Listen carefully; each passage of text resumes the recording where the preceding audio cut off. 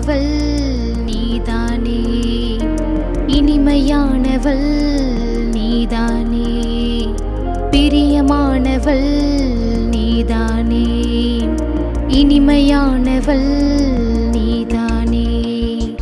கர்த்தரால் புகழப்படும் குணசாலி நீதானே, கர்த்தரால் புகழப்படும் குணசாலி நீதானே. இனியவளே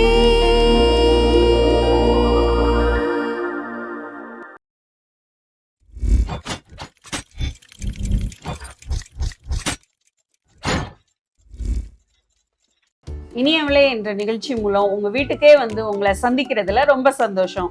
இந்த நிகழ்ச்சியை பார்த்துட்டு இருக்க உங்கள் ஒவ்வொருவரையும் இயேசு கிறிஸ்துவின் நாமத்தினால வாழ்த்தி வரவேற்கிறோம்.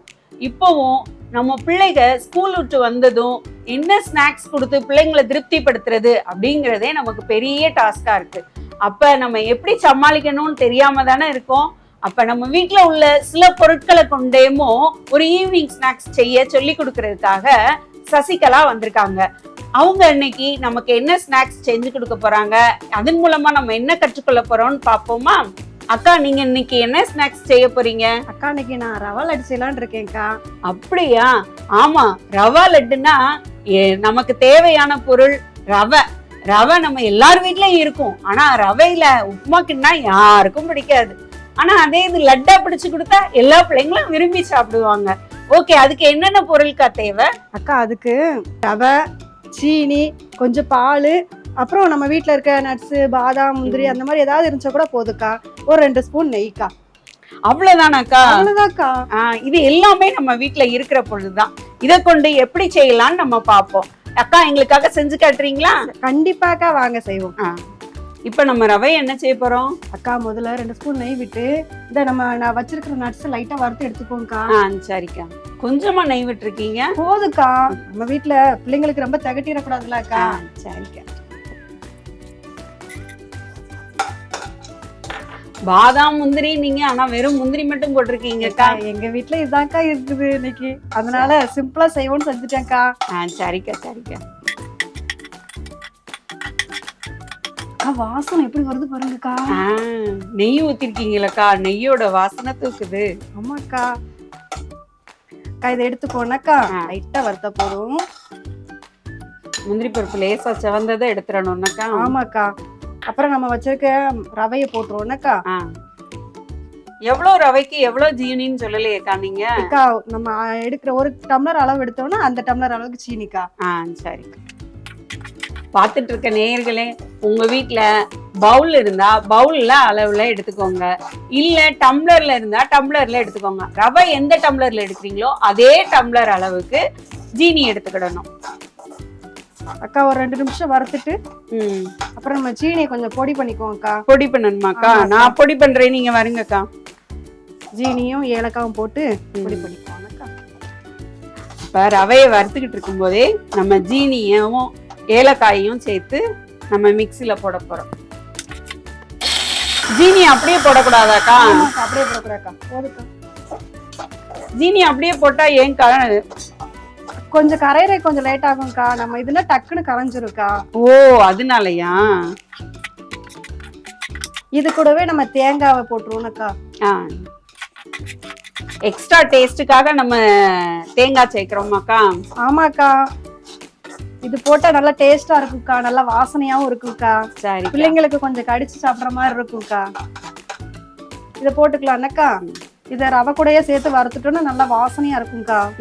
சரிக்கா. போதாதாக்கா? இன்னும் வறுக்கணுமாக்கா? ஆமாக்கா, இன்னும் லைட்டா ஒரு நிமிஷம் வறுத்தா நல்லா இருக்கும்க்கா.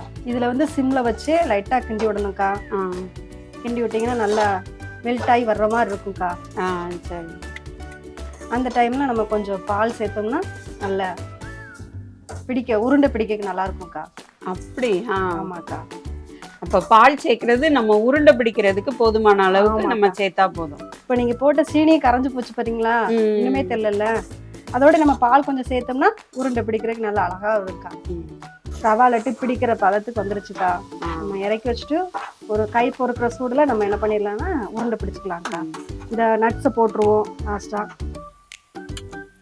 அவ்வளோதான்க்கா. அடுப்பு ஆஃப் பண்ணிடுமாக்கா? அக்கா இந்த பதத்துக்கு வந்தோடனே நம்ம ஆஃப் பண்ணிடலாம்க்கா. இதை கொஞ்சம் ஆற வச்சு நம்ம உருண்டை பிடிச்சோன்னா ரவா லட்டு மாதிரி அழகா ரெடி ஆயிரும். ஆமாக்கா. சரிக்கா, பார்த்தாலே எச்சு ஊறுதுக்கா, சாப்பிடும் போல இருக்குக்கா. சாப்பிட்ருவோம்க்கா, பிள்ளைங்க ரொம்ப விரும்பி சாப்பிடுவாங்கக்கா.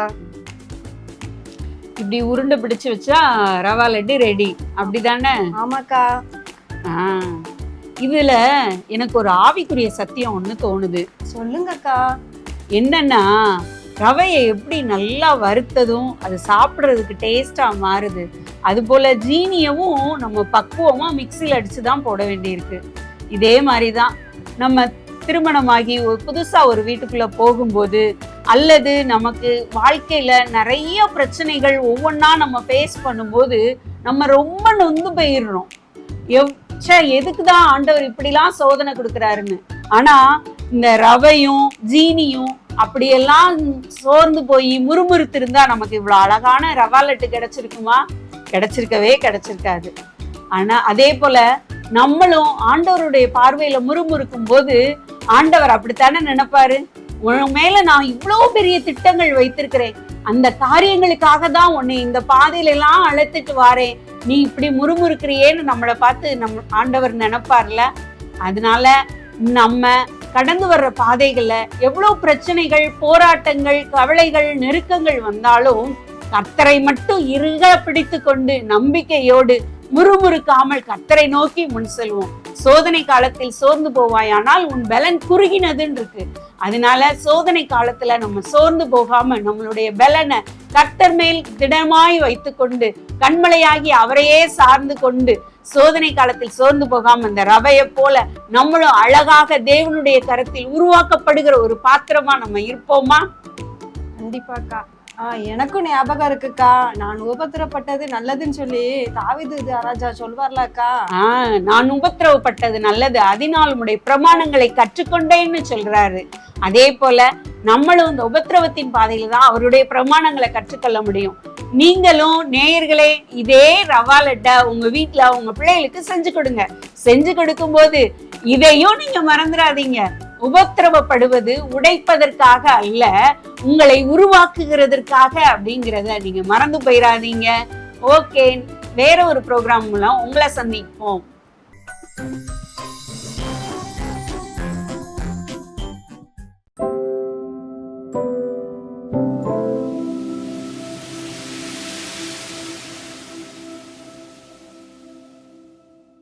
Praise the Lord.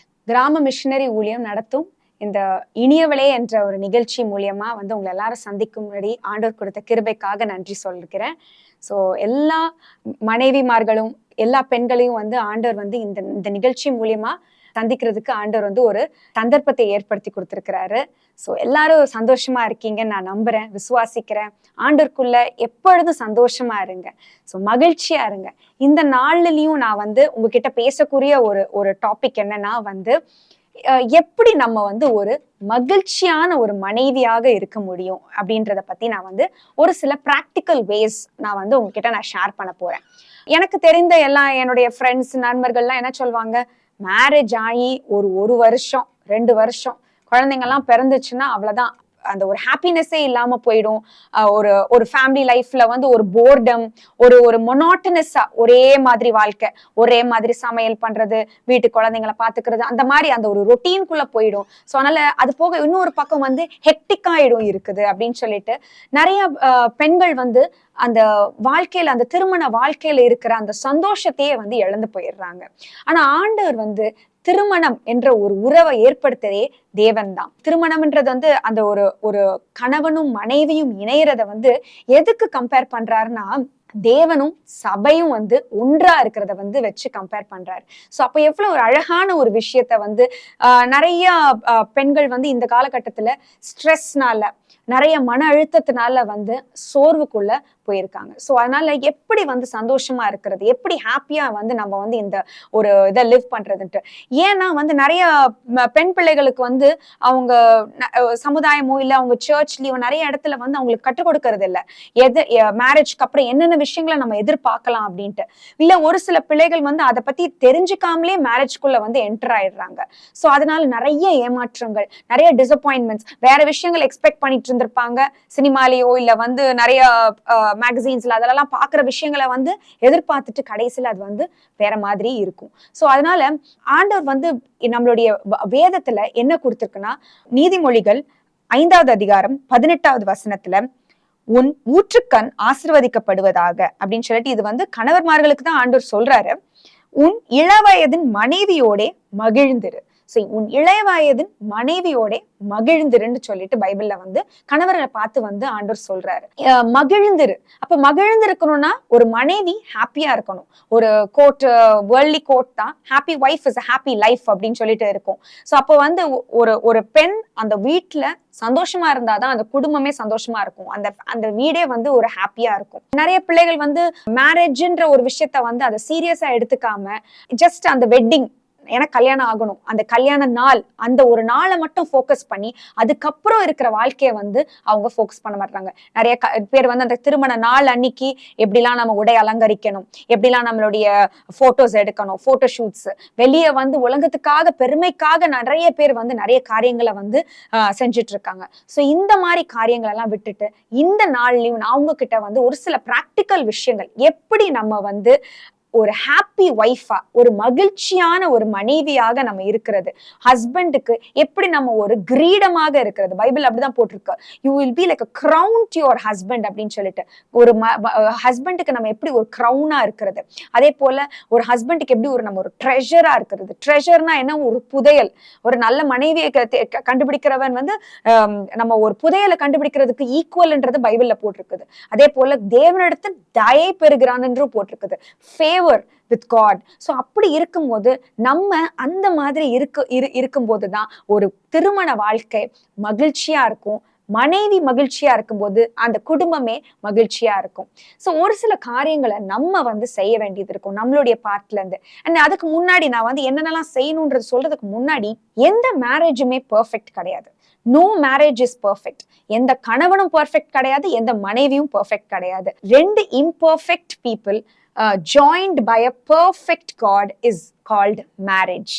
2 குறைவுள்ள மனிதர்கள் ஒரு நிறைவான தேவனால இணைக்கப்படுகிற ஒரு அழகான உறவு தான் திருமணம்ன்றது. சோ அப்படி இருக்கும்போது நம்ம எல்லா குறைகளையும் வந்து ஆண்டவர்கிட்ட கொடுத்து ஆண்டவருடைய நிறைவுனால நம்ம வந்து இந்த திருமண வாழ்க்கையை நம்ம வந்து நடத்தணும். அப்போ முதலாவதாக நம்ம என்ன செய்யணும்னா, first pray and plan your day.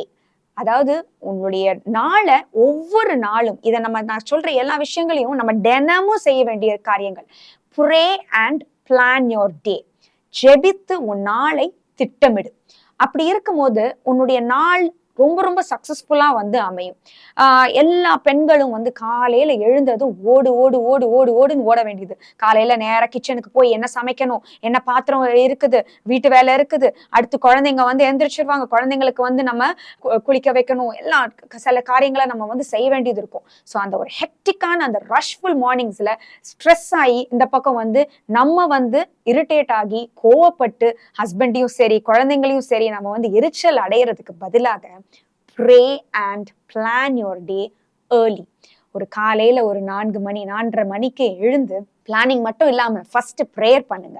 ப்ரேயர்ன்றது வந்து it will protect your family. உங்களையும் வந்து பாதுகாக்கும், உங்களுடைய குடும்பத்தையும் பாதுகாக்கும். ஒரு ஜெபிக்கிற பெண்ணுதான் வந்து அந்த குடும்பமே வந்து ரொம்ப ரொம்ப சக்சஸ்ஃபுல்லா இருக்கும். ஃபர்ஸ்ட் நீங்க வந்து எதற்காகலாம் ஜெபிக்கணும்னா, முதலாவதாக உங்களுக்காக, உங்களுடைய தேவைகளுக்காக. உங்களுடைய தேவைகள்னு நான் சொல்லும் போது பிசிக்கல் நீட்ஸ் மட்டும் நான் சொல்லல, இமோஷனல் நீட்ஸ். நம்மளுடைய தேவைகள் நிறைய இருக்கும். ஒரு திருமணமான பெண்ணுக்கு நிறைய பெண்கள், திருமணமான பெண்கள் நான் சொல்லல, எல்லா பெண்களுக்குமே வந்து இமோஷனல் நீட்ஸ் நிறைய இருக்கும். உணர்ச்சிக்கு வரமான வந்து தேவைகள் நிறைய இருக்கும். அன்பிற்காக ஏங்குவீங்க, நிறைய காரியங்கள். ஆனா நம்ம என்ன செய்யறவங்க, சில பெண்கள்லாம் வந்து அந்த அன்புக்காக ஏங்குற பெண்கள் வந்து கணவருடைய அன்பு எப்படியாவது அவங்கள வந்து சாட்டிஸ்ஃபை பண்ணணும் அப்படின்னு நினைப்பாங்க. ஐயோ நான் தனிமையா இருக்கேன், என் கணவன் எப்படியாவது என்னை வந்து நேசிக்கணும், எப்படியாவது என்ன இது பண்ணணும், விசாரிக்கணும்னு நினைக்கிறோம். ஆனா அந்த தேவையும் நீ ஃபர்ஸ்ட் வந்து ஆண்டவருடைய சமூகத்துல இருந்து தான் நீ பெற்றுக்கொள்ளணும். Even if you have a perfect husband, ஆண்டவர்கிட்ட மட்டும்தான் அந்த இமோஷனல் நீட்ஸையும் நீ வந்து ஃபுல்ஃபில் பண்ணணும். அந்த காலியான அந்த இடத்தை தேவனால மட்டும்தான் நிரப்ப முடியும். உன்னுடைய கணவராலையும் நிரப்ப முடியாது, உன்னுடைய பிள்ளைகளாலையும் நிரப்ப முடியாது, இல்ல உன்னுடைய அம்மாவாலையும் நிரப்ப முடியாது. ஸோ ஃபர்ஸ்ட் உன்னுடைய தேவைகளுக்காக ஆண்டவர் சமூகத்துல நீ உட்கார்ந்து இருக்கணும். அடுத்தது உன்னுடைய கணவருக்காக நீ நின்று நீ ஜெபிக்க உன்னுடைய ஜெபங்கள்ல வந்து ரொம்ப ரொம்ப வல்லமை இருக்குது. மற்றவர்கள் அவருக்காக ஜெபிக்கிறதை காட்டிலும் நீ அவருக்காக ஜெபிக்கும் போது அதுல இன்னும் வல்லமை இருக்குது. உன்னுடைய கணவர் வந்து ரட்சிக்கப்படலையா, இல்ல உன் கணவர் வந்து ஆண்டவரை ஏற்றுக்கொள்ளலையா, சபைக்கு வரலையா, இந்த நாள்ல இருந்து நீ ஜெபிக்க ஆரம்பி. கண்டிப்பா ஆண்டவர் வந்து ஒரு மாற்றத்தை உண்டாக்குவாரு. ஜெபிக்கிறது உன்னுடைய வேலை, அவரை ரட்சிக்கிறது தேவனுடைய வேலை. சோ நம்ம போய் அவங்க கிட்ட அட்வைஸ் பண்றது, சபைக்கு வாங்க, ஞானஸ்தானம் எடுங்க, பைபிள் வாசிங்க, ஆண்டவர் உங்ககிட்ட பேசினாரா அப்படின்னு சொல்லிட்டு நம்ம போதிக்கிறது காட்டிலும் ஜெபம் மட்டும் செய்யும் போது அதுல வல்லமை இருக்கு. இல்ல உங்களுடைய கணவர்கிட்ட உங்களுக்கு பிடிக்காத ஒரு சில காரியங்கள் இருக்குதா, சில காரியங்கள் வந்து ஹேபிட்ஸ் வந்து அவங்க விடாம இருக்கிறாங்களா, அது எல்லாத்தையும் ஆண்டவர் சமூகத்துல அதிகாலையில எழுந்து நம்ம சொல்லும் போது ஆண்டவர் நம்மளுக்கு பலத்தை கொடுப்பாரு. அவருடைய அன்பினால உங்களை நிரப்புவாரு. உங்களை நிரப்பும் போது யூ வில் பி ரிஃப்ரெஷ்ட். அப்போ வந்து வேதத்துல நீதிமொழிகள் 31வது அதிகாரத்துல 18வது வசனத்துல அந்த ஸ்திரீ எப்படி இருக்கானா, இரவிலே அவள் விளக்கு அணையாது இருக்கும். அப்படின்னா என்னன்னா, இரவிலே அவள் விளக்கு அணையாது இருக்கும்னா எல்லா நேரத்திலயும் அந்த விளக்கு எரிஞ்சுக்கிட்டே இருக்கும். அப்படின்னா என்ன, விளக்கு எரியறதுக்கு முக்கியமா என்ன தேவை, எண்ணெய் தேவை, ஆயில். ஸோ அந்த ஆயில்ன்றது அபிஷேக தைலம், அந்த அனாயிண்டிங் ஆயில் அந்த பெண்ணின் மேல இருக்க அந்த குடும்பம் ஆசிர்வதிக்கப்படும். அந்த அபிஷேகம் அந்த குடும்பத்துல வந்து எல்லா வித காரியங்கள்லயும் ஆசீர்வாதத்தை கொண்டு வரும். அதே போல நான் இப்ப சொன்னது ப்ரேயை பத்தி. அடுத்தது ப்ரே அண்ட் பிளான் சொன்னேன். ப்ரே அண்ட் பிளான், திட்டமிடு. ஜெபிச்சதோடு மட்டும் இல்லாம நீ சில காரியங்களை திட்டமிடணும். பிளான், அந்த நாள்ல நீ என்னென்ன காரியங்கள் நீ செய்ய வேண்டியது இருக்குது, அந்த நாள்ல வந்து உனக்கு குழந்தைங்களுக்கு ஸ்கூலுக்கு போக வேண்டியது இருக்குதா, இல்ல வந்து கணவருக்கு என்ன சமைக்கணும், பிள்ளைகளுக்கு என்ன சமைக்கணும், அதை வந்து நீ வந்து மென்டலா வந்து ப்ரிப்பேர் பண்ணிக்கோ, பிளான் பண்ணிக்கோ. சில காரியங்களை நம்ம எப்பவுமே வந்து பிளான் பண்ணிக்கணும். அதே போல வீட்டு காரியங்களை குறித்தும் நம்ம வந்து பிளானிங்கோடு இருக்கணும். அதுவுமே வந்து நீதிமொழிகள் 31வது அதிகாரத்துல 27வது வசனத்துல தன் வீட்டு காரியம் எப்படி நடக்கிறது என்று கண்ணோட்டமா இருக்கிறாள் அப்படின்னு சொல்லிட்டு, நம்ம கண்கள் எப்பொழுதுமே வந்து ஒரு ஹாக் ஐஸ போல இருக்கணும். அப்படியே அந்த ஒரு பருந்தோடைய கண்களை போல வீட்டுல என்னென்ன இருக்கு, என்னென்ன குறைபாடு இருக்குது, ஸோ எல்லாத்தையும் குறித்து நம்ம வந்து ரொம்ப ரொம்ப கேர்ஃபுல்லா நம்ம வந்து எல்லாத்தையும் வந்து நம்ம கண்காணித்துட்டே இருக்கணும். அதுதான் வந்து ஒரு பெண்ணுடைய சக்சஸ்க்குரிய காரியம். எந்த ஒரு சோம்பலின், அதுக்கு முந்தின வசனத்துல வந்து சோம்பலின் அப்பத்தை புசியாமல், காலையில 7:30 மணிக்கு நம்ம வந்து எழுந்தோம்னா இந்த காரியங்கள் ஒன்றுமே செய்ய முடியாது. ஸோ அதிகாலையில எழுந்து நம்ம வந்து ஆண்டவர் சமூகத்துல உட்கார்ந்து சில காரியங்களை நம்ம வந்து பிளான் பண்ணணும், சில காரியங்களை வாட்ச் பண்ணணும், என்னென்ன இருக்கு, என்னென்ன காரியங்கள் நம்ம வந்து செய்யணும் அப்படின்றத நம்ம நினைக்கணும். வேற என்ன காரியங்கள்லாம் நம்ம வந்து பிளான் பண்ணணும்னா, ஒரு சில விஷயங்கள் வந்து ஹஸ்பண்டுக்காக நம்ம வந்து சில விஷயங்களை பிளான் பண்ண வேண்டியது இருக்கும். இது இந்த சில பிராக்டிக்கல் விஷயங்கள் நான் வந்து ஒரு புத்தகத்துல வாசிச்சதுல நான் வந்து சொல்றேன், உங்ககிட்ட ஷேர் பண்றேன். ஸ்பெஷல் டின்னர்ஸ் வந்து நீங்க பிளான் பண்ணலாம். அந்த நைட் ஹஸ்பண்ட் வீட்டுக்கு வரும்போது என்ன உணவு நம்ம வந்து ஸ்பெஷலா அவங்களுக்காக சமைக்கணும், இல்ல லஞ்ச் நீங்க கொடுத்து விடுறீங்கன்னா ஏதாவது ஸ்பெஷலா வந்து அவங்களுக்குன்று நம்ம வந்து லஞ்ச் வந்து ப்ரிப்பேர் பண்ணணும். அதே போல அந்த நாள்ல ஒவ்வொரு நாள்லயும் வந்து பிளானிங்ன்றது ஏர்லி மார்னிங் மட்டும் இல்லாம அந்த நாள் முழுவதும் இருக்கணும். அந்த ஈவினிங் டைம்ல பிள்ளைகள் வீட்டுக்கு வந்ததுமே பிள்ளைகளை சீக்கிரமா ஹோம்ஒர்க் எல்லாம் முடிச்சு சாப்பாடெல்லாம் கொடுத்து சீக்கிரமா அந்த பிள்ளைகளை வந்து படுக்கிறதுக்கு நம்ம வந்து ஏற்பாடு பண்ணணும், பிளான் பண்ணணும். பிள்ளைகள் ஹஸ்பண்ட் வந்ததுக்கு அப்புறம் உடனே வந்து பிள்ளைகளை வந்து ஏர்லி பெட் டைம், அதுக்காக அப்படி செய்யும் போது அந்த பிரயாசத்தை எடுக்கும் போது நம்மளுக்கு நம்மளுடைய மேரேஜ் லைஃப், நம்மளுடைய மென்டல் ஹெல்த் வந்து நல்ல விதமா வந்து பாதிக்கப்படாம இருக்கும். ஸோ பிள்ளைகள் வந்து 11 மணி 12 மணி வரைக்கும் முழித்திருந்து உங்களுக்கும் ஸ்ட்ரெஸ்ஃபுல்லா இருக்கும், பிள்ளைகளும் வந்து அந்த தூக்கம் இல்லாம வந்து நிறைய விஷயங்கள்ல வந்து பாதிக்கப்படும், நிறைய விஷயங்கள் வந்து உங்களாலையும் செய்ய முடியாம போகும். ஸோ ஒரு மனைவியா இந்த காரியத்துல நீ கண்ணோட்டமா இருக்கணும். ஸோ அப்ப பிள்ளைகளை வந்து சீக்கிரமா நம்ம வந்து தூங்க வைக்கணும்ன்ற அந்த ஒரு பிளானிங் நம்மளுக்கு நம்மளுக்குள்ள இருக்கணும். ஸோ இந்த காரியங்களை குறித்து நம்ம வந்து பிஃபோர் ஹேண்ட் எல்லா விஷயத்தையும் நம்ம வந்து பிளான் பண்ணுறதுக்கு ரொம்ப ரொம்ப நல்லது. அதுக்கு நம்ம முதல் ஜெபிக்கும் போது நம்மளுக்கு இந்த பிளானிங் எல்லாம் ஆவியானவர் நம்மளுக்கு வந்து திட்டங்களை கொடுப்பாரு. அடுத்ததாக ரெண்டாவதாக நம்மளுடைய வாழ்க்கையை வந்து முக்கியப்படுத்தணும். Prioritise your husband's life. சரியா? சோ அப்ப வந்து ஒரு மனைவியா இருக்கும் போது நீங்க எப்பயுமே ஞாபகம் வச்சுக்கணும், உங்க ஹஸ்பண்ட் தான் உங்களுடைய லைஃப்ல நம்பர் 1 ஆஃப்டர் காட். தேவனுக்கு அடுத்து உங்களுடைய கணவர் தான் உங்களுடைய வாழ்க்கையில நம்பர் 1 இருக்கணும். அதுக்கு அடுத்தது தான் வந்து பிள்ளைகள், அதுக்கு அடுத்தது தான் உங்களுடைய மற்ற சர்க்கிள்ஸ், உங்களுடைய அம்மா அப்பாவா இருக்கட்டும், இல்ல வந்து உங்களுடைய மாமனார் மாமியாரா இருக்கட்டும், எல்லாமே அடுத்த சர்க்கிள்ல தான் வரும். ஃபர்ஸ்ட் வந்து ப்ரையாரிட்டி. அந்த விஷயம் வந்து உங்களுக்கும் தெரியணும், உங்களுடைய கணவருக்கும் அந்த விஷயத்த நீங்க வந்து அதை எப்பொழுதும் அதை உறுதியா வந்து நம்ம அவங்களுக்கு தெரியப்படுத்தணும். So your husband should be your number 1 priority.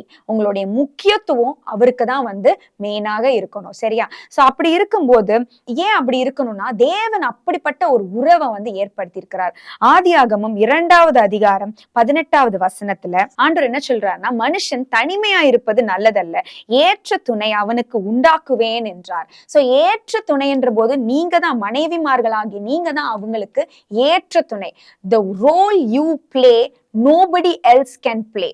நீங்க பண்ற விஷயங்களை வேற யாராலையும் அதை ரீப்ளேஸ் பண்ணி செய்ய முடியாது. உங்களால மட்டும்தான் செய்ய முடியும். உங்களுக்கு மட்டும்தான் உங்களுடைய கணவருக்கு என்னென்ன தேவைகள் இருக்குன்றத தெரியும். என்னென்ன தேவைகளை வந்து உங்களால மட்டும்தான் அதை பூர்த்தி பண்ண முடியும். சோ வந்து ஆண்டவர் ஏற்ற துணை அப்படின்ற போது, துணை இஸ் இங்கிலீஷ்ல எப்படி சொல்லுவாங்கன்னா ஹெல்பர் அப்படின்றது. சோ அந்த பைபிளுடைய மொழிபெயர்ப்புடைய முதலாவது இதுல வேதாகமத்துல வந்து என்ன போட்டிருக்குதுன்னா எசர் அப்படின்னு போட்டிருக்கு. எசர்ன்றது அர்த்தம் என்னன்னா வந்து ஹெல்பர்.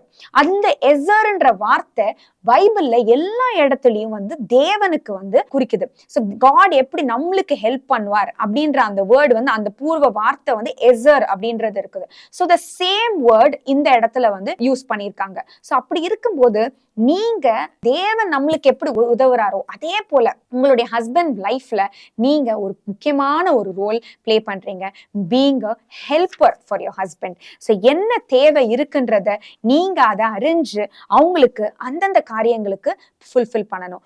டோன்ட் பி இண்டிபெண்டா நம்ம வந்து நான் ஒரு சில காரியங்களை நான் செய்வேன், நீ ஒரு சில காரியங்களை நீ செய்யணும் அப்படின்னு இருக்கக்கூடாது. உங்க ஹஸ்பண்ட் நினைக்கிறதுக்கு முன்னாடி நீ வந்து சில காரியங்களை நம்ம வந்து ஃபுல்ஃபில் பண்ணணும், சில காரியங்களை வந்து முடிச்சிடணும். அவங்க செய்யும் போது ப்ரையாரிட்டின்னு சொல்லும் போது, முதல் முக்கியத்துவம் சொல்லும் போது, அவர் வீட்டுக்கு வரும்போது போன்ல வந்து நம்ம ரொம்ப நேரம் வந்து பேசிட்டு இருக்க கூடாது. நிறைய பெண்கள் நம்ம கேள்விப்படுறோம், ஒரு 4-5 வருஷம் கல்யாணம் ஆயிடுச்சுன்னா ஹஸ்பண்ட் வீட்டுக்கு வர டைம்ல அந்த நேரம் தான் அவங்க போன்ல அவங்க யாரோ அவங்களுடைய ரிலேட்டிவ் கிட்டயோ இல்ல வந்து அவங்க ஃப்ரெண்ட்ஸ் கிட்டயோ வந்து ரொம்ப நேரம் பேசிட்டு இருப்பாங்க. இல்ல ஒரு சில பெண்கள் வந்து அவங்க அம்மா கிட்டயோ இல்ல வந்து அவங்க மாமியார் கிட்டயோ ரொம்ப நேரம் பேசிட்டு இருப்பாங்க. சோ ஹஸ்பண்ட் உள்ள வரும்போது நம்ம அந்த போன் கால்ஸ் எல்லாத்தையும் வந்து பொலைட்டா அவங்க கிட்ட வந்து நல்லபடியா ஆன்சர் பண்ணி, நான் அப்புறம் பேசுறேன், அவர் வீட்டுக்கு வந்துட்டாருன்னு சொல்லிட்டு வைக்கணும். சோ இதெல்லாம் நம்மளுடைய சின்ன சின்ன விஷயங்களை வந்து ப்ரையாரிட்டி, அவருக்கு முக்கியத்துவம் கொடுக்கணும். ஃபுட் ரெடி பண்றதுல இருந்து சாப்பாடு சர்வ் பண்றதுல இருந்து ஃபர்ஸ்ட் ப்ரையாரிட்டி அவருக்கு வந்து நம்ம கொடுக்கணும். அதுவும் நாட்கள் ஆக ஆக நம்ம வந்து we take it for granted. நிறைய பெண்கள் வந்து இவர் தானே பரவாயில்ல எடுத்து சாப்பிட்டுருவாரு, எடுத்து எல்லாம் அவரே பண்ணிப்பாரு அப்படின்னு சொல்லிட்டு they take it for granted. இப்ப அந்த இன்ஸ்டாகிராம் இதுல யூடியூப்ல எல்லாம் நிறைய ரீல்ஸ் பார்க்கிறோம். எப்படி ஒரு கணவன் மனைவி உறவை எப்படி கொச்சப்படுத்தி ஒரு மனைவி கணவனை வந்து கொஞ்சம் கூட மதிக்காம நிறைய இதுல பாக்குறோம். ஒரு ரெஸ்பெக்ட் அப்படின்ற ஒரு விஷயமே வந்து இப்போ உள்ள காலகட்டத்துல இருக்கிற நிறைய பெண்களுக்கு வந்து இல்லாம போகுது. ஆண்டவர் எவ்வளவு அழகா கணவரை கிறிஸ்துவுக்கு வந்து கம்பேர் பண்ணி வந்து உருவாக்கி இருக்கிறாரு. சோ அப்படி இருக்கும்போது நம்ம வந்து அந்த ஹெட் ஆஃப் த ஹவுஸுக்கு எவ்வளவு ஒரு ப்ரையாரிட்டி கொடுக்கணும், எவ்வளவு ஒரு முக்கியத்துவம் கொடுக்கணும். சோ இந்த மாதிரி சின்ன சின்ன காரியங்கள்ல நம்ம வந்து கண்ணோட்டமா இருக்கணும். ஃபர்ஸ்ட் நான் என்ன சொன்ன மாதிரி அவங்க வீட்டுக்கு வரும்போது தேவையில்லாத போன் கால்ஸ் எல்லாத்தையும் வந்து நம்ம வந்து ஆஃப் பண்ணி வச்சுக்கணும். பிள்ளைகளையும் வந்து நம்ம வந்து என்ன செய்யுது, காம் பண்ணி டிவி எல்லாம் ஓடிட்டு இருந்துச்சுன்னா எல்லாத்தையும் வந்து ஆஃப் பண்ணிட்டு வீடை நீட் பண்ணிட்டு வீடை கிளீன் பண்ணிட்டு. ஏன்னா ஒரு முக்கியமான ஒரு பர்சன் வீட்டுக்குள்ள வரும்போது நம்ம என்னெல்லாம் செய்வோம், யாரோ ஒரு கெஸ்ட் வெளியே இருந்து வராங்க, அப்போ நம்ம வீடை எப்படி கடகடன்னு எல்லாத்தையும் கிளீன் பண்ணி எல்லாத்தையும் ரெடி பண்ணுவோம். ஆனா ஒரு ஹஸ்பண்ட் நம்மளுடைய வீட்டுக்கு தலைவர், அவர் வீட்டுக்குள்ள வரும்போது வீட்டுல இருக்கிற எல்லா சாமாவும் அப்படியே இருக்கும். அந்த நேரம் தான் ஓடி போய் சமையல் பண்றதோ ஏதோ பண்றது, கிச்சன்லயே நிப்பாங்க சில பெண்கள்லாம். அப்படி இல்லாம முதலே எல்லாத்தையும் ப்ரிப்பேர் பண்ணி எல்லாத்தையும் ப்ரையாரிட்டைஸ் பண்ணி அவருக்கு நம்ம முக்கியத்துவம் கொடுக்கணும். நான் ஒரு இதுல வாசிச்சதுல ரூத் கிரஹாம், அதாவது பில்லி கிரஹாம் அவங்களுடைய அவங்க மனைவியை பத்தி என்ன போட்டிருக்குதா, நிறைய இன்டர்வியூவர்ஸ் அவங்களும் வந்து நிறைய ஊழியத்துல எல்லாம் வந்து இன்வால்வ் ஆயிருந்தாங்க. இன்டர்வியூவர்ஸ் எல்லாம் என்ன சொல்வாங்கன்னா, அவங்களுடைய ஷெட்யூலே வந்து அவர் பில்லி கிரஹாம சுற்றி தான் அவங்களுடைய ஷெட்யூலே இருக்குமா. அதாவது அவர் வீட்டுல இருக்கும்போது அவங்க எந்த காரியங்களுக்கும் வந்து ஓகே சொல்ல மாட்டாங்களாம். சில வெளியே உள்ள ஊழியக்காரங்களா இருக்கட்டும், இன்டர்வியூவர்ஸா இருக்கட்டும், எதுக்குமே வந்து ஓகே சொல்ல மாட்டாங்களாம். அவரை சுற்றி தான் அவங்களுடைய ஷெட்யூலே இருக்குமா. சோ அதே போலதான் நிறைய பெண்கள் வந்து ஊழியத்துல இருக்கிற பெண்களும் வந்து நாங்க ஊழியம் செய்யறோம், நாங்க வேற சர்ச்ல நிறைய ஆக்டிவிட்டிஸ் இதுவாகிறோம்னு சொல்லிட்டு வீட்டு காரியங்களுக்கு வந்து முக்கியத்துவம் கொடுக்காம வேற எல்லாவற்றையும் வந்து அவங்க முக்கியத்துவம் செலுத்துவாங்க. இல்ல வந்து நிறைய பெண்கள் நான் பாக்குறேன், பிள்ளைகள் பிறந்ததுமே பிள்ளைகளையே சுற்றி அவங்க உலகம் இருக்கும், கணவரை பத்தியே மறந்துடுவாங்க. அப்படி இல்லாம நம்மளுடைய ப்ரையாரிட்டி என்ன, தேவன் இணைத்தது, தேவன் காடுடைய ஈக்குவேஷன் ஆஃப் மேரேஜ் என்னன்னா 1 + 1 = 1. It is not 1 + 1 = 2. ஸோ தேவன் வந்து நம்மள ஒரே சரீரமாக இருக்கணும்ன்றதுக்காக நம்மள வந்து பண்றாரு. ஸோ அப்போ நீங்க ஒரு எசரா இருக்கணும் உங்களுடைய ஹஸ்பண்டுடைய லைஃப்ல. உங்களுடைய ஹஸ்பண்டுடைய லைஃப்ல நீங்க ஒரு ஹெல்ப்பரா இருக்கணும், சூட்டபிள் மேட், சூட்டபிள் ஹெல்ப்பரா இருக்கணும். என்ன தேவைகள் இருந்தாலும், அதாவது அவங்களுக்கு நிறைய தேவைகள் இருக்கும், பிசிக்கல் நீட்ஸ் இருக்கும். ட்ரெஸ் வாங்குறதுக்கு அவங்க எல்லாம் யோசிக்கவே மாட்டாங்க, நம்ம எல்லாம் வந்து விதவிதமா ட்ரெஸ் வாங்குவோம், அவங்க வந்து யோசிக்கவே மாட்டாங்க. ஸோ என்ன அவங்களுடைய ஷெல்ஃப்ல என்னென்ன தேவைகள் இருக்குது, கபர்ட்ஸ்ல இல்ல அவங்களுக்கு ஃபுட், நல்ல நியூட்ரிஷியஸான ஃபுட், சத்தான சாப்பாடு என்னென்னலாம் சமைக்க முடியுமோ அதெல்லாம் பார்த்து நல்லா அவங்களுக்கு ஏத்த மாதிரி நம்ம வந்து கொடுக்கணும். அதே போல அவங்களுடைய செக்ஷுவல் நீட்ஸை வந்து உங்களால மாத்திரம் தான் வந்து அதை ஃபுல்ஃபில் பண்ண முடியும். நிறைய பெண்கள் வந்து திருமணமாகி குழந்தை பிறந்ததுக்கு அப்புறம் வந்து இந்த விஷயத்துல வந்து கண்டுக்கவே மாட்டாங்க ஹஸ்பண்ட்ஸ். ஸோ அந்த காரியத்திலையும் நீங்க வந்து அதுக்கு முக்கியத்துவம் கொடுக்கணும். பெண்களா இருக்கிற நீங்கள் அதுக்குரிய ஸ்டெப்ஸ் தனியா உங்களுடைய ஹஸ்பண்டோட எப்படி நீங்க வந்து திருமணத்துக்கு அந்த ஆன புதுசுல நீங்க எப்படி இருந்த அந்த ஐக்கியம், அதை இன்னும் நீங்க ஒரு சில ஸ்டெப்ஸ் எடுத்து நம்ம செய்யணும். கண்டிப்பா டயர்டா இருக்கும், சில நாட்கள்ல எல்லாம் வந்து சோர்வா இருக்கும், பிள்ளைகள் தூங்கியிருக்க மாட்டாங்க, நைட்டெல்லாம் குழந்தை தூங்கியிருக்காது. ஆனா ஒரு சில காரியங்கள் நிறைய வந்து நீங்க ஸ்டெப்ஸ் எடுக்கும்போது ப்ரையாரிட்டைஸ் கொடுக்கும்போது உங்களுடைய குடும்ப வாழ்க்கை ஹாப்பியா இருக்கும், மகிழ்ச்சியா இருக்கும். You will be a treasure for your husband. அடுத்ததாக வந்து பாசிட்டிவ் அண்ட் பிரேஸ்வர்த்தி வேர்ட்ஸா பேசணும். நல்ல வார்த்தைகள் உங்களுடைய ஹஸ்பண்ட் கேட்கும்படி நீங்க வந்து பேசணும். அதாவது ஹஸ்பண்ட் வீட்டுக்குள்ள வந்ததுமே எடுத்ததும் வந்து ஏன் இவ்வளோ லேட்டு, எங்க போனீங்க, ஃபோன் போட்டா எடுக்கலையா, மெசேஜ் பண்ணா எடுக்கலையா, எடுத்ததும் இந்த வார்த்தைகளை வந்து பேசாம ஃபர்ஸ்ட் அவங்க காம் ஆகி வீட்டுக்கு வந்து செட்டில் ஆகி கொஞ்சம் அன்வைண்ட் பண்ணி, ஏன்னா அவங்களுக்கு எத்தனையோ டென்ஷன்ஸ் இருக்கும். ஸோ அது குறித்து பைபிள்ல வந்து நீதிமொழிகள் 12வது அதிகாரம் 25வது வசனத்துல என்ன போட்டிருக்குன்னா, மனுஷனுடைய இருதயத்தில் உள்ள கவலை அதை ஒடுக்கும், நல் வார்த்தையோ அதை மகிழ்ச்சியாக்கும். ஸோ நீங்க சொல்ற ஒரு நல் வார்த்தை வந்து அவங்கள மகிழ்ச்சியாக்கும். அவ்வளவு கவலை, ஏதாவது ஒரு ஸ்ட்ரெஸ் இருக்கும், பாஸ் ஏதாவது திட்டிருப்பாங்க, இல்ல வந்து ஏதாவது பிரச்சனைகள் வந்து அவங்க ஃபேஸ் பண்ணியிருப்பாங்க, அது எல்லாத்தையும் அவங்க நினைச்சிட்டு இருப்பாங்க. அந்த நேரத்துல நீங்க வந்து ஏதாவது தேவையில்லாத காரியங்களை நீங்க பேசும்போது அவங்களை இன்னும் கவலையாக்கும். அப்ப நீங்க பேசுற ஒரு நல் வார்த்தை, a good word, a praiseworthy word, ஒரு பாசிட்டிவ் வேர்டு, அது வந்து அவங்கள மகிழ்ச்சியாக்கும். So when you be a happy wife, உங்களுடைய குடும்பம் வந்து மகிழ்ச்சியா இருக்கும். அப்ப நீங்க இப்படி ஆரம்பிக்கிற ஒரு வார்த்தையினால அவரு ட்ரிகர் ஆவாரு, அடுத்தது ஒரு சண்டை ஆகும், வீட்டுக்கு வந்ததுமே வந்து சண்டை ஆகும். சோ நிறைய ஆண்களுக்கு வந்து வீட்டுக்கு வர்றதுக்கே வந்து பயப்படுவாங்க, அதனாலதான் நிறைய ஆண்கள் வந்து லேட்டா வர்றதுக்கே காரணம். பெண்கள் வந்து இமிடியேட்டா வந்து இத்தனை குவெஸ்டன்ஸ் வந்து ஷூட் பண்ணும்போது ஆண்கள் லேட்டா வர்றதுக்கு காரணமே நம்மளாயிடக்கூடாது. அதனால எப்பொழுதுமே வந்து சில வார்த்தைகளை யோசிச்சு, இஸ் திஸ் பிரேஸ்வர்த்தி, ஆவியானவர் உடைய வழிநடத்துறதுனால நீங்க வந்து பேசுற வார்த்தைகளா இருக்கணும். அவர் வர்றதுக்கு முன்னாடி ப்ரே, எல்லாம் இப்ப நான் சொல்ற ஒவ்வொரு காரியங்களும் ஜெபத்தோட நம்ம செய்யணும். இப்ப நீங்க பிளான் பண்றதுமே ஜெபத்தோட செய்யணும், பேசுறதுமே ஜெபத்தோட. அன்றே நான் இந்த வார்த்தைகளை நான் பேசுறேன், நீங்க என் மூலியமா பேசுங்க, அவங்கள நீங்க வந்து பாசிட்டிவா வந்து அப்லிஃப்ட் பண்ணும்படி, அவங்கள வந்து கட்டி எடுக்கும்படி நீங்க என்னுடைய நாவன் மூலியமா பேசுங்க அப்படின்னு சொல்லிட்டு நீங்க சொல்லணும். உங்களுடைய வார்த்தைகள் தான் ஒண்ணு அவரை வந்து உடைக்கும், இல்லைன்னா உருவாக்கும். எப்பவுமே ஞாபகம் வச்சுக்கோங்க, ஒரு மனைவியுடைய வார்த்தைகளுக்கு அவ்வளவு வந்து பவர் இருக்குது, காட் கொடுத்திருக்காரு. எப்படி வந்து ஒரு மனைவியுடைய ஜெபத்துக்கு அவ்வளவு வல்லமை இருக்குதோ, அதே போல ஒரு மனைவியுடைய வார்த்தைகளுக்கு அவ்வளவு வல்லமை இருக்குது. உங்க ஹஸ்பண்ட் வந்து உலகத்துல எத்தனையோ பேர் வந்து அவங்கள வந்து பிரேஸ் பண்ணாலோ இல்ல நல்லா பண்ணிருக்கீங்க எல்லாமே வந்து பாசிட்டிவா சொன்னாலுமே நீங்க சொல்ற ஒரு பாசிட்டிவ் வேர்டு வந்து அவங்கள ரொம்ப ரொம்ப அஃபெக்ட் பண்ணும், ரொம்ப ரொம்ப அவங்கள வந்து டச் பண்ணும். அதே சமயத்துல உலகத்துல எத்தனையோ பேர் அவங்கள வந்து ஏதாவது திட்டினாலோ ஏதாவது வந்து ஹர்ட் பண்ணியிருந்தாலும் அதை கூட அவங்க மன்னிச்சிருவாங்க. ஆனா நீங்க ஒரு வார்த்தை ஹர்ட் பண்ணும்போது, நீங்க ஒரு வார்த்தை கஷ்டப்படுத்தும் போது அது அவங்களால வந்து எடுத்துக்கொள்ளவே முடியாது, ரொம்ப ரொம்ப ஹர்ட் ஆயிடும். இதனாலதான் நிறைய குடும்பங்கள் வந்து உடையறதுக்கு காரணமே மனைவியுடைய வார்த்தைகள். ஒரு புத்தியுள்ள ஸ்திரீ தன் வீட்டை கட்டுகிறாள், அந்த புத்தி இல்லாத ஸ்திரீ தன் கைகளால் அதை இடித்து போடுகிறாள். சோ அப்ப நம்மளே நம்மளுடைய வார்த்தைகளால் நம்ம குடும்பத்தை நம்ம வீட்டை கைகளால இடித்து போடக்கூடாது.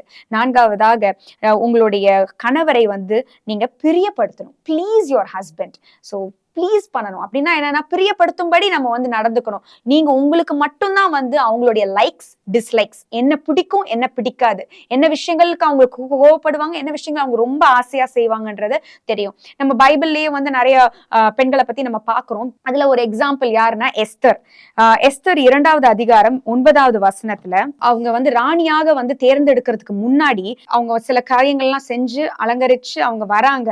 அப்போ வந்து ராஜா அவங்கள பார்த்து என்ன சொல்றாங்கன்னா 9வது வசனத்துல, அந்த பெண் அவன் பார்வைக்கு நன்றாய் இருந்ததால் அவளுக்கு அவன் கண்களிலே தயை கிடைத்தது அப்படின்னு சொல்லிட்டு she was selected. நன்மையா இருந்ததுனால அவங்களுக்கு வந்து ராஜாவுடைய கண்கள்ல தயை கிடைத்தது. சோ அப்போ வந்து நம்ம சில காரியங்களை அவங்களுக்கு பிடிச்ச மாதிரி நம்ம நடந்துக்கணும். ஒரு சிம்பிளா வந்து ஒரு ட்ரெஸ்ஸிங்கா கூட எடுத்துக்கலாம். அவங்களுக்கு பிடிச்ச மாதிரி, உங்களுக்கு பிடிக்கலனாலும் பரவாயில்ல, என் கணவருக்கு பிடித்ததுனால நான் இந்த மாதிரி உடைகளை அணியிறேன். நான் திருமணத்துக்கு முன்னாடி நான் சில உடைகளை அணிந்து கொண்டிருந்தேன், எனக்கு வந்து பிடிச்ச மாதிரி நான் இருந்தேன். ஆனா இப்போ என் கணவருக்கு பிடித்த மாதிரி நான் வந்து நடந்துக்கணும், பிரியமா இருக்கிற மாதிரி நான் நடந்துக்கணும். பிரியமா இருக்கிற மாதிரி உடை அலங்காரமா இருக்கட்டும், வீட்டுல இருக்கிற சில காரியங்களா இருக்கட்டும், எல்லாமே அவருக்கு பிடித்த மாதிரி நம்ம வந்து நடந்துக்கணும். அதே போல ரூத் பாக்குறோம். அவங்க போவாஸ் சண்டையில போகும்போது என்ன சொல்றாங்க அவங்க மாமின்றத பாப்போம். நீ குளித்து எண்ணெய் பூசி உன் வஸ்திரங்களை உடித்து கொண்டு அந்த களத்துக்கு போ அப்படின்னு சொல்றாங்க. அவ வந்து எப்பயும் இருக்கிற மாதிரி நான் வந்து ஒரு பரிதாபமான ஒரு ட்ரெஸ் போட்டுட்டு ஒரு ரொம்ப மாதிரி இருந்துட்டு நான் அவர்கிட்ட போயிருந்தா போவாஸ் கண்கள்ல அவங்களுக்கு தயை கிடைச்சிருக்குமான்னு தெரியாது. ஆனா அவங்க மாமி சொன்னது போல அவங்க என்னென்னலாம் செய்யணுமோ அதை செஞ்சு போவாசை பிரியப்படுத்தும்படி அவங்க நடந்துக்கிட்டாங்க. அதனாலதான் அவங்களுக்கு உயர்வு கிடைச்சது. அப்போ அதே போல நீங்களும் நம்மளுடைய சின்ன சின்ன விஷயங்களை வந்து நம்ம வந்து கேர் பண்ணிக்கணும். நம்மளுடைய லுக்ஸா இருக்கட்டும், நம்மளுடைய உடை அலங்காரமா இருக்கட்டும், அவங்களுக்கு பிரியப்படுத்தும்படி. இப்போ ஒரு சிம்பிளா ஒரு எக்ஸாம்பிள், அவங்க வீட்டுக்கு வராங்க, அந்த நேரம் பார்த்து பரிதாபமான ஒரு உடையை போட்டுக்கிட்டு தலையும் சீவாகாம அப்படியே சுத்தம் இல்லாம நம்ம வந்து இருக்கக்கூடாது. ஸோ இந்த மாதிரி சின்ன சின்ன காரியங்களுக்கு நம்ம வந்து முக்கியத்துவம் கொடுக்கணும். நம்மளுடைய உடைய குறித்து, நம்மளுடைய அலங்காரத்தை குறித்து நம்ம வந்து முக்கியத்துவம் கொடுக்கணும். அதே போல கணவருக்கு வந்து என்னென்ன இன்ட்ரெஸ்ட் இருக்குன்னு தெரிஞ்சுக்கிட்டு அந்த இன்ட்ரெஸ்டுக்குமே நம்ம வந்து சில விஷயங்களுக்கு சப்போர்ட் பண்ணணும். உங்களுக்கு அது பிடிக்கலனாலும் அவருக்கு பிடிச்சிருக்குன்னா நம்ம அது விஷயத்த அது ரிலேட்டடா நம்ம அவங்க கிட்ட பேசுறது, அந்த மாதிரி விஷயங்கள் எல்லாம் நம்ம அவங்கள ப்ளீஸ் பண்ணலாம். ஆனா ஒரு விஷயம் நம்ம ஞாபகம் வச்சுக்கணும், கணவர் ஏதாவது ஒரு சில பாவங்களுக்கு செஞ்சுட்டு இருந்தாங்கன்னா அந்த விஷயத்துல மட்டும் நம்ம வந்து இன்ட்ரெஸ்ட் காட்டக்கூடாது. சோ இந்த விஷயத்துல வைஸா இருக்கணும். பெண்கள் வந்து ஞானமா இருக்கணும். எப்படி வந்து ஜீசஸ் சொல்றாரு, wise as serpents and innocent as doves. So இன்னசென்ட்டா ஒரு சில காரியங்களுக்கு வந்து அவங்களுக்கு தவறானதுன்னா இன்னசென்ட்டா இருந்துக்கோங்க. ஆனா வந்து ஞானமா நம்ம வந்து எல்லா காரியங்கள்லயும் நம்ம வந்து செயல்படணும். கடைசியாக நான் சொல்றது என்னன்னா, எல்லா பெண்களுக்கும், எல்லா திருமணமான பெண்களுக்கும் ஆண்டவர் ஒரு திட்டம் வச்சிருக்கிறார், ஒரு தரிசனம் வச்சிருக்கிறாரு. எனக்கு திருமணம் ஆயிடுச்சு, என் கணவர், என் பிள்ளைகள் அவ்வளவுதான், என் உலகம், என்னுடைய வாழ்க்கை அவ்வளவுதான் மட்டும் நினைச்சிடாதீங்க. ஆண்டவர் உங்களை குறித்து தரிசனம் வச்சிருக்கிறார். நீங்க தாயின் கருவில உருவாகும் முன்னே உங்களை வந்து ஆண்டவர் தெரிந்து கொண்டிருக்கிறாரு. ஒரு தரிசனம் உங்களுக்குன்னு ஆண்டவர் வச்சிருக்கிறாரு. சோ அப்படி இருக்கும் போது அந்த தரிசனத்தை என்னன்றதை நம்ம ஆண்டவர்கிட்ட கேட்டு பெற்றுக்கொள்ளணும். நீங்க வந்து வீட்டுல இருந்தபடியே ஆண்டவர் நிறைய வந்து காரியங்களை வந்து உங்ககிட்ட வந்து சொல்வாரு. நீங்க ஜஸ்ட் ரெடியா இருக்கணும். ஆண்டவர் என்னை பயன்படுத்துங்க அப்படின்னு சொல்லி நீங்க ரெடியா இருக்கும் போது ஆண்டவர் நிறைய கதவுகளை திறந்து கொடுப்பாரு. ஏதோ உங்களுடைய ஒரு எக்ஸாம்பிள், உங்க சர்ச்ல நீங்க சர்வ் பண்ணலாம், ஊழியத்துல வந்து இன்வால்வ் ஆகலாம். சின்ன சின்ன மினிஸ்ட்ரி, ஒரு சில்ட்ரன்ஸ் மினிஸ்ட்ரியா இருக்கட்டும், ஒரு சண்டே ஸ்கூல் எடுக்கிறதா இருக்கட்டும், இல்ல வந்து ஒரு ஆன்லைன்ல வந்து ஜூம்ல வந்து ஒரு ப்ரேயர் கண்டக்ட் பண்றது, எனிதிங். காட் உங்களுக்கு நிறைய திட்டங்கள் வச்சிருக்கிறாரு. So first ministry begins at home. So வீட்டு காரியங்களை நீங்க அப்ப சொன்ன மாதிரி எல்லாத்தையும் நீங்க வந்து கரெக்டா நீங்க செய்ய உண்மையா நம்ம செய்ய ஆண்டவர் உங்களை குறித்து உள்ள தரிசனத்தை நிறைவேற்றுவாரு. ஸோ நம்மளுடைய வாழ்க்கை மகிழ்ச்சியான திருமண வாழ்க்கையா இருக்கணும்ன்றதுதான் ஆண்டவருடைய நோக்கம், அவருடைய சித்தம். ஸோ அவருடைய சித்தம் உங்களுடைய வாழ்க்கையில நிறைவேறுன்றதுக்காக நான் ஆண்டவர்கிட்ட ஜெபிச்சுக்கிறேன். நம்ம எல்லாரும் கண்களை மூடி நம்ம வந்து ஜெபிப்போம். நன்றி ஆண்டவரே ஏசப்பா, இந்த நாளிலையும் அப்பா இதை பார்த்து கொண்டிருக்கிற ஒவ்வொரு திருமணமான பெண்களையும் அப்பா இந்த ஆண்டவரே உங்க பாதத்துல வைக்கிறேன். அப்பா ஆண்டவரே இந்த நிகழ்ச்சி மூலியமா இந்த இவர்கள் கேட்ட காரியங்கள் ஆண்டவரே ஏசப்பா அவங்க வாழ்க்கையில அவங்க செயல்பட நீங்க கிருபை கொடுங்க. ஒவ்வொரு நாளும் ஜெபத்தோடும் திட்டமிடுதலோடும் அவங்க நாள்ல ஆரம்பிக்க ஏசப்பா ஆண்டவரே அவங்களுக்கு கிருபை கொடுங்க. ஏசப்பா அவங்க ஆண்டவரே அவங்க கணவரை பிரியப்படுத்தும்படி நடந்துக்க கிருபை கொடுங்க. ஏசப்பா ஆண்டவரே அவங்க வாழ்க்கையை குறித்த தரிசனத்தை நீங்க நிறைவேற்றுங்கப்பா. ஆண்டவரே ஒவ்வொரு நாளும் நீங்க நடத்துங்க. ஒவ்வொரு பெண்களையும் ஆண்டவரே ஒரு மகிழ்ச்சியான ஒரு மனைவியாக ஆண்டவரே உன் வசனம் சொல்றத போல உன் மனைவி உன் வீட்டோரங்களில் கனிதரும் திராட்சை கொடியை போல இருப்பாள்ன்றது போல ஆண்டவரே ஏசப்பா ஒவ்வொரு பெண்களையும் ஆண்டவரே ஒரு கனிதரும் பெண்ணாக ஒரு ஃப்ரூட்ஃபுல் உமனாக நீங்க மாற்றி கொடுங்க. ஏசப்பா ஆண்டவரே ஒவ்வொரு குடும்பங்களையும் நீங்க கட்டுங்க. உடைந்த குடும்பங்களை ஏசப்பா நீங்க கட்டுங்க. யாரெல்லாம் தன்னுடைய கணவரை குறித்து ஆண்டவரே பாரத்தோட இந்த நிகழ்ச்சியை பாக்குறாங்களோ, என் திருமண வாழ்க்கை நான் எப்படி நடத்த போறேன், இனி நான் எப்படி வந்து நடந்துக்கணும்னு எனக்கு தெரியல அப்படின்னு சொல்லிட்டு நினைச்சிட்டு இருக்காங்களோ அந்த பெண்களையும் ஆண்டவரே நீங்க கண்ணோக்கி பாருங்க. ஞானத்தை கொடுங்க ஏசப்பா, விசேஷத்தை ஞானத்தை கொடுங்க. குடும்பத்தை கட்டும்படி நீங்க ஞானத்தை கொடுங்க ஏசப்பா. அவங்கள நீங்க ஆண்டவரே ஏசப்பா எடுத்து அப்பா அந்த குடும்பத்தை உடைஞ்சு போன குடும்பத்தை நீங்க ஒன்று சேருங்க ஏசப்பா. ஆண்டவரே ஒப்பு கொடுக்கிறோம், முற்றிலுமாக ஒப்பு கொடுக்கிறோம். ஏசு கிறிஸ்துவின் வல்லமையுள்ள நாமத்தில் ஜெபிக்கிறோம் நல்ல பிதாவே, ஆமென்.